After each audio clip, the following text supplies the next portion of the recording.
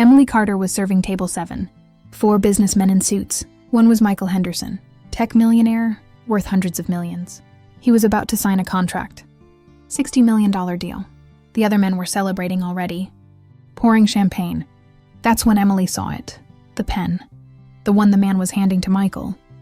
It looked normal. Expensive Mont Blanc. But Emily noticed a tiny mark on the cap. Her father, a notary, had shown her that exact pen 3 weeks ago. It was a scam pen. Special ink that disappears after 24 hours. The scammer gets your real signature. Then the terms vanish. They rewrite whatever they want over your authentic signature. Michael was seconds from signing. Losing $60 million. Emily had 2 seconds to decide. Stay silent. Do her job. Keep her salary. Or speak up. Interrupt a business meeting. Risk being fired on the spot. She chose courage. Sir, don't sign with that pen. It's a fraud. The room went silent. Everyone stared. The scammers went pale. Michael examined the pen. Called the FBI. The scammers were arrested. And Emily? She didn't just save her job. She became Chief Operating Officer. Then CEO. All because she noticed one small detail nobody else saw. Emily Carter was 26 years old and had been working as a waitress at the Pinnacle, one of the most exclusive restaurants in New York City, for barely 3 months. That Tuesday afternoon in June, she was serving yet another table of suited businessmen when she noticed something that froze her blood. The man in the gray suit, the one signing documents while the others talked, had a pen that Emily recognized all too well. It was identical to the one her father, a notary with 40 years of experience, had shown her weeks before, defining it as the oldest trick in contract fraud. The pen had a special ink that disappeared after 24 hours. Emily had 2 seconds to decide. Stay quiet and do her job, or interrupt that business meeting and risk being fired on the spot. What she didn't know was that the man about to sign was Michael Henderson, a tech sector millionaire, and that the contract in front of him was a $60 million fraud. The decision Emily made in those 2 seconds not only saved her job, but completely changed her life. And it all began with a small detail that nobody else had noticed. The Pinnacle was located on the top floor of a historic building in the heart of Manhattan, with breathtaking views of Central Park. It was the kind of place where the powerful met to close million-dollar deals, where each dish cost Emily's monthly salary, where silence was golden and discretion the most important unwritten rule. Emily had arrived there almost by chance. A magna cum laude graduate in economics, she had dreamed of working for a major corporation. But the reality of the American job market was very different.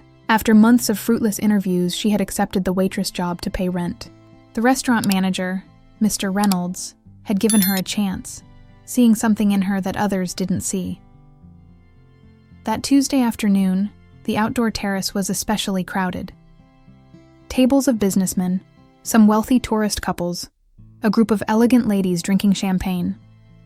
Emily moved between the tables with grace acquired in 3 months of practice, the tray perfectly balanced, her professional smile always present. At table 7 sat 4 men. 3 wore expensive navy blue suits, the 4th a light gray suit. He was the one who drew everyone's attention.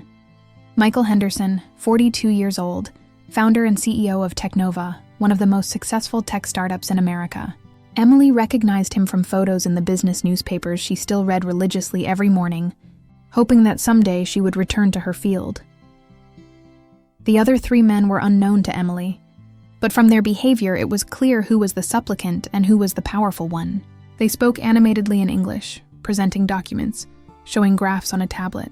Michael listened with a neutral expression, occasionally asking precise questions that put the others in difficulty. Emily approached to serve the water, her movements automatic after months of repetition. That's when she saw it. The man seated to Michael's right, the one who seemed to be leading the presentation, was pulling a pen from the inside pocket of his jacket, an elegant Mont Blanc, apparently identical to 1,000 other luxury pens Emily saw every day in that restaurant. But there was something, a small detail on the cap, an almost invisible mark. Emily felt her blood freeze. Her father, notary Richard Carter, had shown her exactly that pen 3 weeks before during a dinner. He had told her about an attempted scam that almost fooled an elderly client. The pen had a patented thermosensitive ink that completely disappeared after 24 hours, leaving the paper blank. The scammer would have a contract signed, wait a day, then rewrite completely different terms over the authentic signature. When the victim protested, the scammer would show the original contract with the real signature but false terms. Emily's father had reported the attempt, and since then had become almost paranoid about checking pens during signings. He had even bought one of those fraudulent pens to show Emily, explaining every tiny detail to recognize it. And now Emily was seeing exactly that pen in the hands of the man presenting documents to Michael Henderson. The millionaire was reading the contract. Apparently satisfied, the other 3 men exchanged glances, barely smiling. One was already pouring champagne into glasses, celebrating in advance. Emily looked at the contract on the table. Even from a distance, she saw important figures: 60 million, strategic partnership, patent acquisition, big words, big business, and a huge fraud about to be carried out. She had 2 seconds to decide.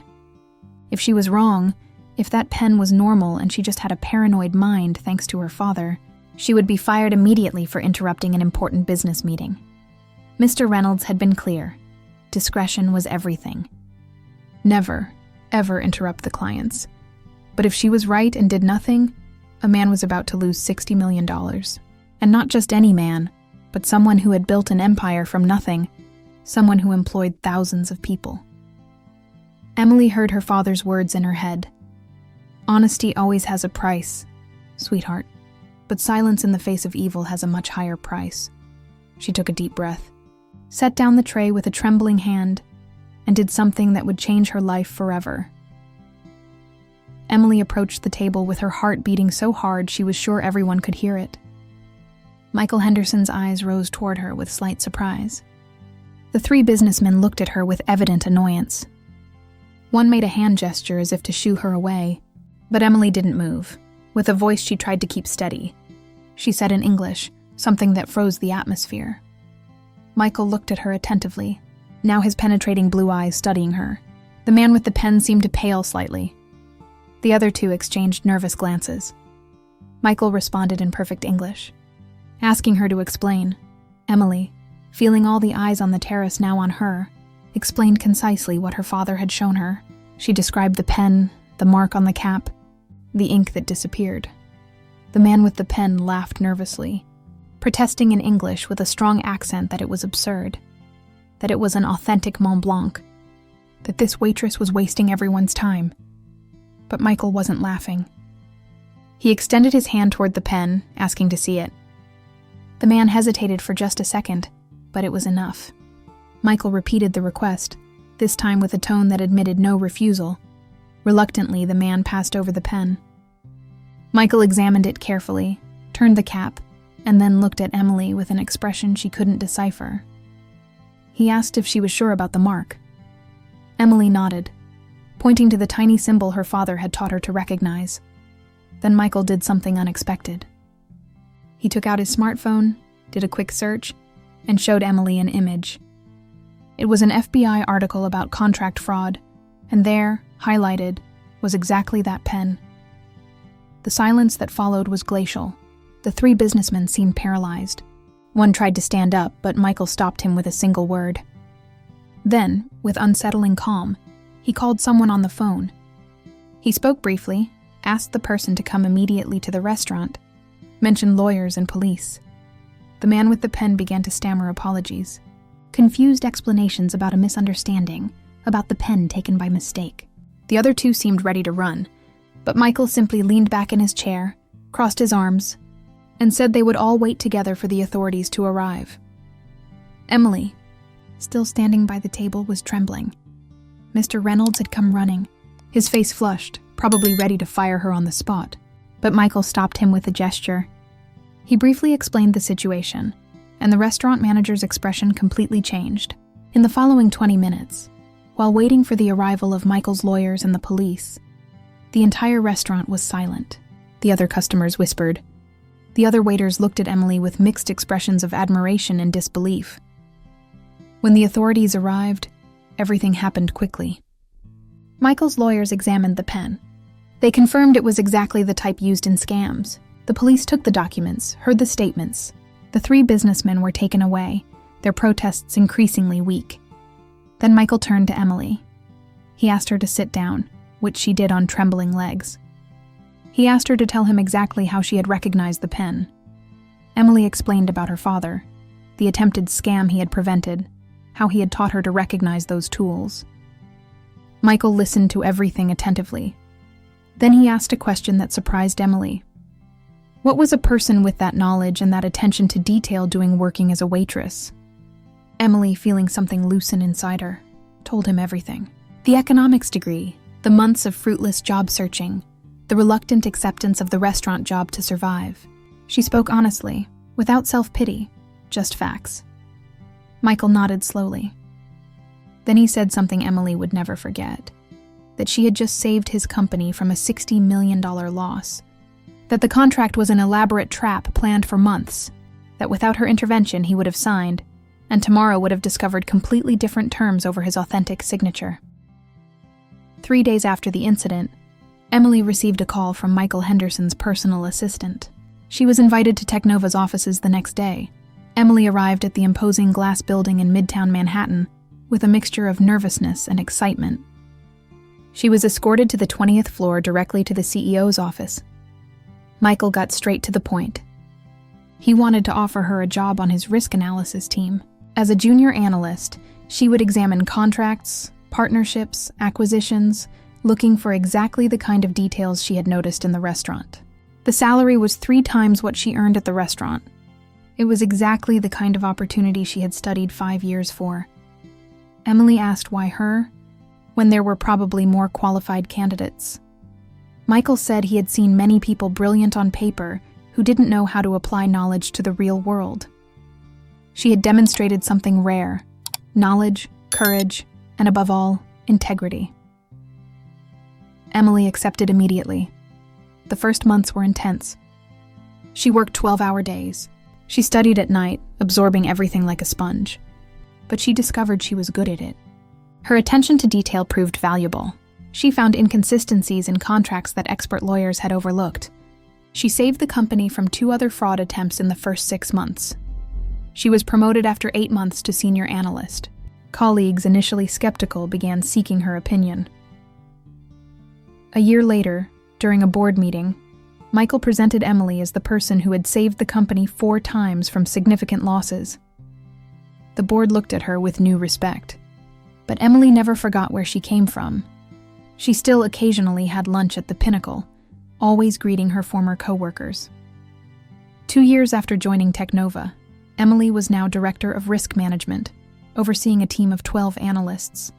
She had developed systems that had saved the company from losses estimated at over $250 million. Her reputation in the sector had grown to the point where other companies tried to recruit her with astronomical offers. But she remained loyal to Michael and Technova, not for money, but out of loyalty to the man who had believed in her when no one else did. One Friday afternoon, Michael called her to his office. It was unusual. They normally communicated by email or informal meetings. When she entered, she found him at the window looking at Manhattan illuminated below them. He turned and smiled at her, but there was something different in his eyes.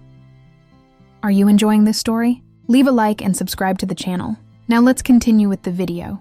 Fatigue perhaps, or something deeper. He asked her to sit down and began to speak.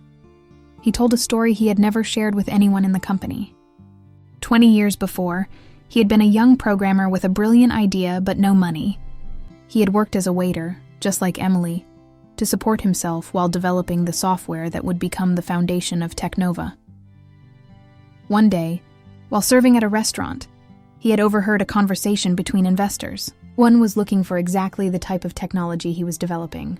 With his heart in his throat, he had waited until the end of lunch and approached that investor, introducing himself. The investor, instead of dismissing him, had listened. He had been impressed by the young waiter's courage. He had given him 5 minutes to present his idea. Those 5 minutes became the first $2 million investment that launched Technova. Michael looked at Emily intensely. He told her that when he had seen her approach the table that day, risking everything to do the right thing, he had seen himself 20 years before, the courage to speak when silence would be safer. the integrity to do the right thing even when it costs personally. He had decided to give her a chance not only because she had saved his company, but because he had seen in her someone who truly understood what it meant to build something from nothing, someone who hadn't forgotten where she came from. Then came the part that left Emily speechless. Michael told her he was preparing a transition. He was 62 years old and wanted to gradually retire from daily company management. He was creating a new leadership structure and wanted Emily to be part of the core leadership. Not only that, he was offering her a significant stake in the company, 5%, which with Technova's current valuation was worth approximately $60 million, exactly the sum she had saved that day in the restaurant. Emily couldn't speak. $60 million. The girl who 3 years before was serving water at tables was now a multimillionaire. But Michael wasn't finished. He told her this wasn't a gift, it was an investment.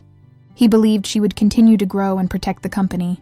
He believed she would guide Technova into the future with the same integrity and attention to detail she had demonstrated from day one.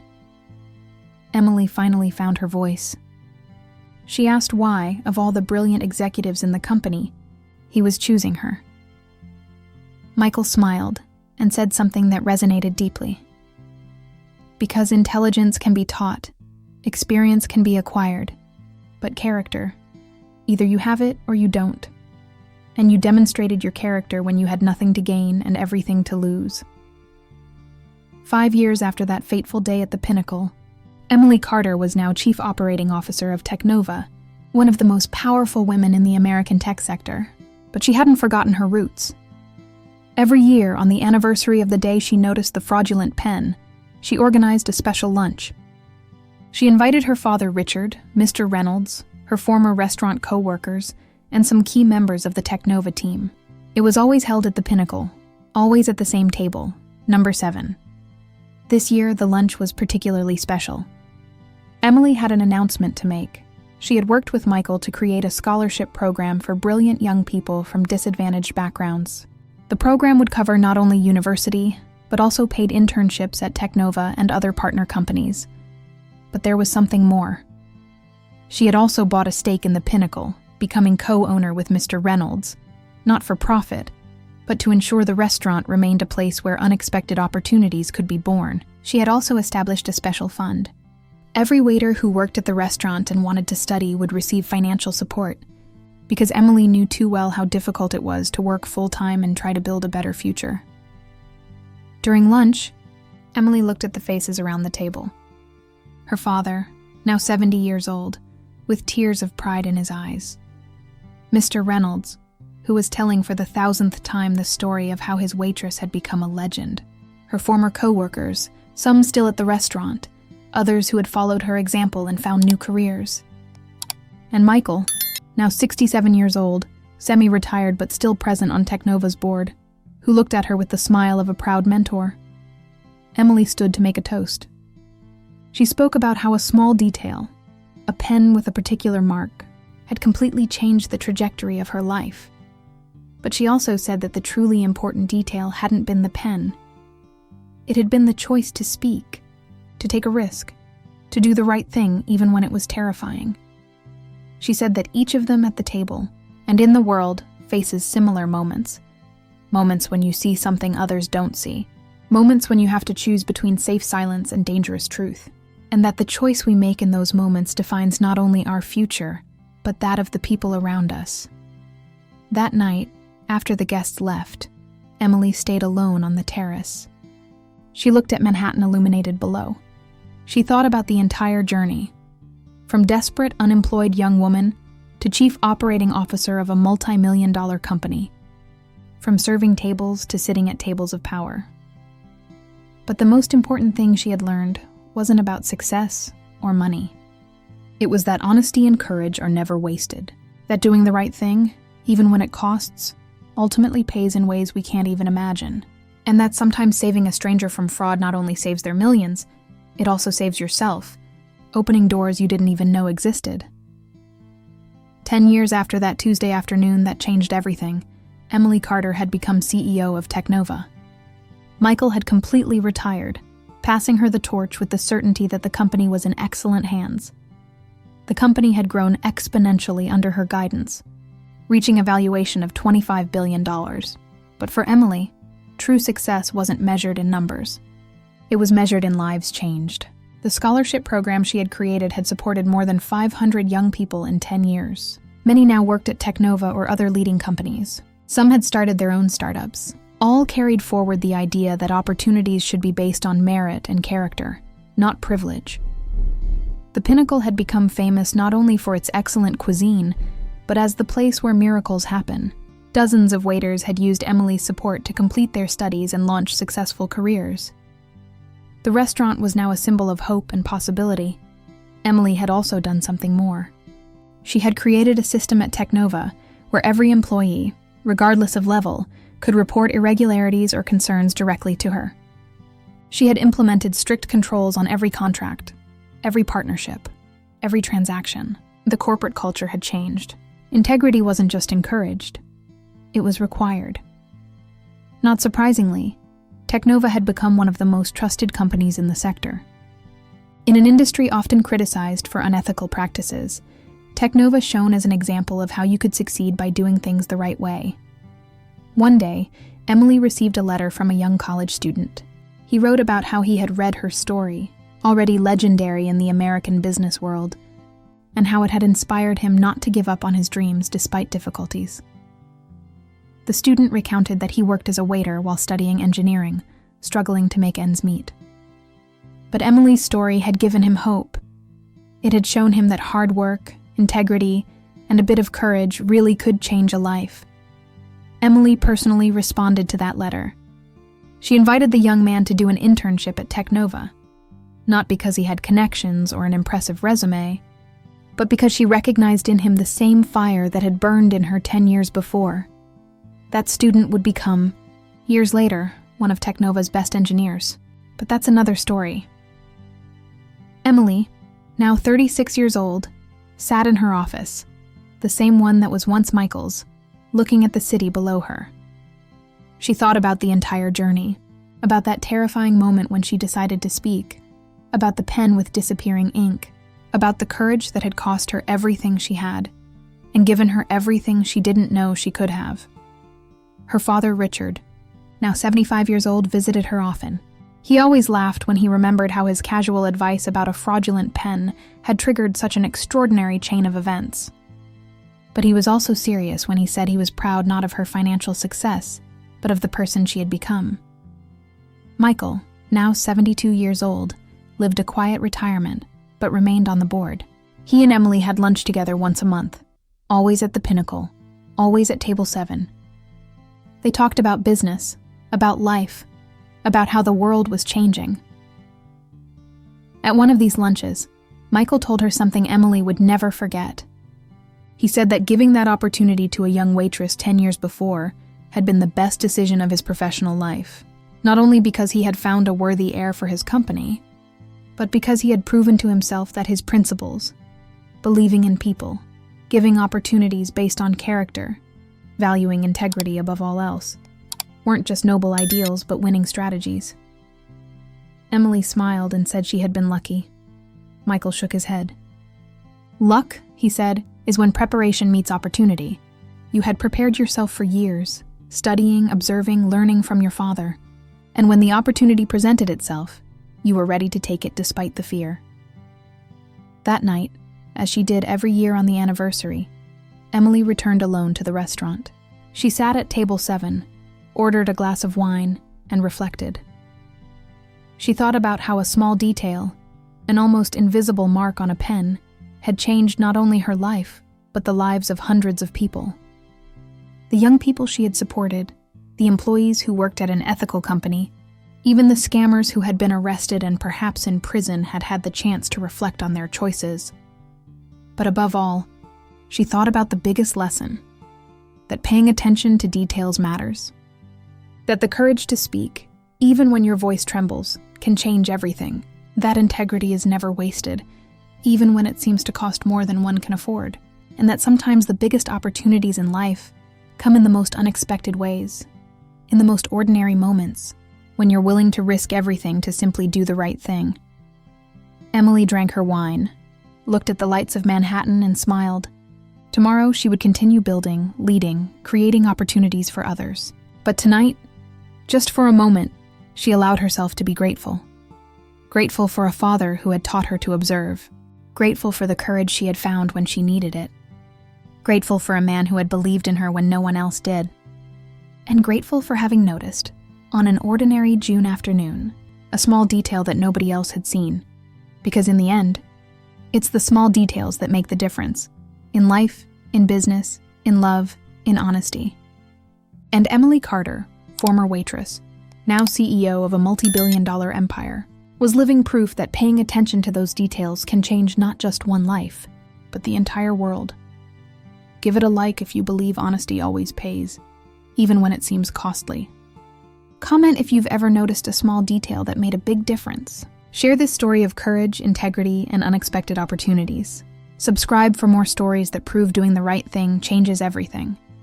Sometimes the difference between an ordinary life and an extraordinary one is a moment of courage. A small detail noticed, a choice to speak when it would be easier to stay silent, and the willingness to risk everything to simply do the right thing. Emily Carter did it, and she changed not only her life, but that of thousands of people. Because integrity, in the end, is the investment that always pays.